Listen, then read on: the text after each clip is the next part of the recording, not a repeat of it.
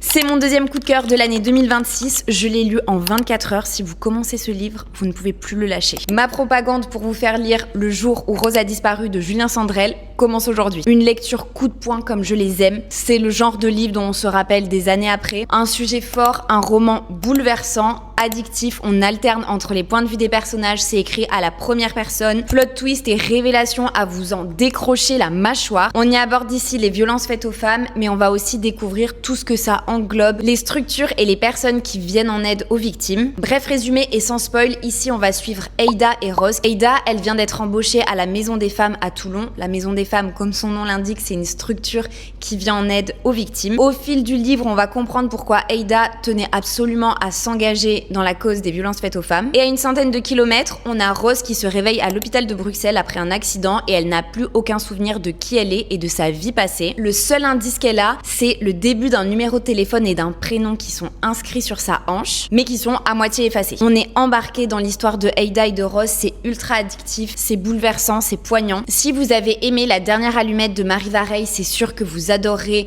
Le jour où Rose a disparu. Je me porte garant et je l'affirme. Le point qui mérite d'être soulevé, c'est que ce livre a été écrit par un homme et je trouve qu'il est écrit avec tellement de justesse, de délicatesse, de choix dans les mots que honnêtement, s'il n'y avait pas eu Julien Sandrel écrit en gros, j'aurais pu mettre ma main à couper que c'était une femme qui avait écrit ce livre. Vraiment chapeau pour un sujet aussi lourd. Je pense que c'est important de le souligner. Enregistre cette vidéo pour te rappeler que tu dois absolument lire ce livre et je suis sûre que ça sera votre prochain coup de cœur.